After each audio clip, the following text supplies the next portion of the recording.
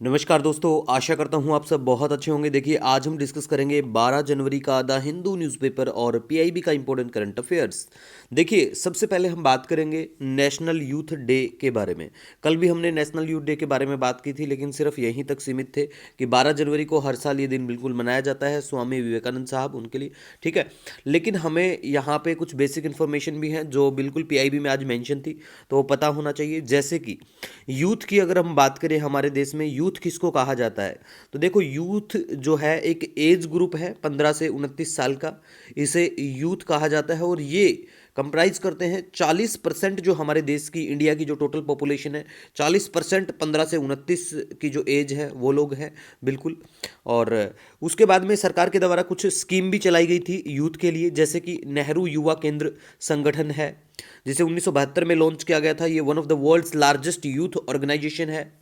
इसके बाद अगर हम बात करें नेशनल यूथ कॉर्प्स के बारे में, 2010-11 के आसपास ये स्कीम लेके आई जाती है। इसका मेनली काम है सेटअप करना एक group of discipline and dedicated youth का। और नेशनल यूथ अवार्ड्स भी फिर सरकार के द्वारा दिए जाते हैं, जिसमें कैश अवार्ड 1 लाख रुपए तक का दिया जाता है इंडिविजुअल की बात करें, और अगर ऑर्गेनाइजेशन की बात करें तो आई थिंक 3 लाख रुपए दिए जाते हैं उसको। ठीक है, और 27वें जो नेशनल यूथ अवार्ड है वो 2024 में नासिक में हुए थे, तब भी हमने बात करी थी 2024 में जो हमारा करंट अफेयर था। और national service scheme, that is NSS, बहुत सारे बच्चों को पता भी होगा एनएसएस के बारे में।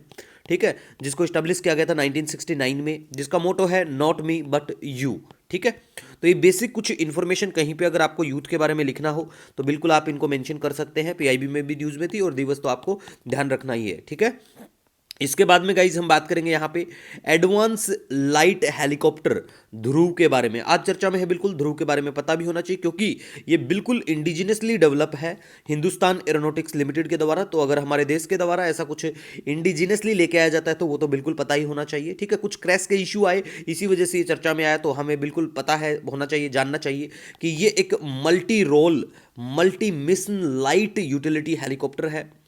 हम अगर एक्सपोर्टेड कंट्रीज के बारे में बात करें तो हमने भेजा है बोलीविया, म्यांमार, इजराइल, मालदीव और नेपाल में भी। ठीक है, तो ध्रुव की ये खासियत है। ध्रुव के बारे में बेसिक इन्फॉर्मेशन, जैसे कि इसको किसने बनाया, कई बार एग्जाम में डायरेक्ट ऐसा होता है, पूछ लेते हैं मैन्युफैक्चर करने वाली, डेवलप करने वाली जो कंपनियां होती हैं उनका नाम पूछ लेते हैं, तो you have to remember about the name of this Hindustan Aeronautics Limited. ठीक है, नेक्स्ट हम बात करेंगे अब सीड स्कीम के बारे में। सीड का मतलब यहां पे है scheme for economic empowerment of denotified nomadic semi nomadic communities. इसको लॉन्च किया जाता है फरवरी 2022 में ministry of social justice and empowerment के द्वारा। ठीक है, तो ये पता होना चाहिए। और इसके तहत फ्री कम्पिटिटिव एग्जाम की कोचिंग भी दी जाती है इस कम्युनिटी के जो बच्चे आते हैं उनको। ठीक है, और साउथ एशिया जो है वो लार्जेस्ट नोमेडिक पॉपुलेशन है वर्ल्ड में, साउथ एशिया में देखने को मिलेगी। और भारत की अगर बात करें तो आई थिंक 10% के आसपास भारत में देखने को मिल जाती है। एक रैन के कमीशन है, वो इसी से संबंधित है, रैन के कमीशन। और दूसरा अगर हम बात करें आई डेट कमीशन के बारे में भी, ये भी इसी से संबंधित है, इन ट्राइब्स कम्युनिटीज से संबंधित है, तो ये बिल्कुल आप ध्यान रख सकते हैं। ठीक है, नेक्स्ट अब हम बात करेंगे भैल और ONGC to collaborate for new renewable energy के लिए, ये इन्होंने बिल्कुल कोलैबोरेट किया है। इसके बाद में गाइज हम बात करेंगे, इंडिया ज्वाइन करता है UN committee on big data for official statistic के लिए। और ये जो है UN committee on big data for official statistic, ये 2014 में इसको क्रिएट किया जाता है। ज़्यादा कुछ इतना इंपॉर्टेंट इसमें नहीं है कुछ भी। ठीक है, उसके बाद में हम बात करेंगे 2024 में देखने को मिला है 71.7% जंप देखने को मिला है इंडियन टूरिस्ट जिन्होंने मलेशिया में विजिट किया है।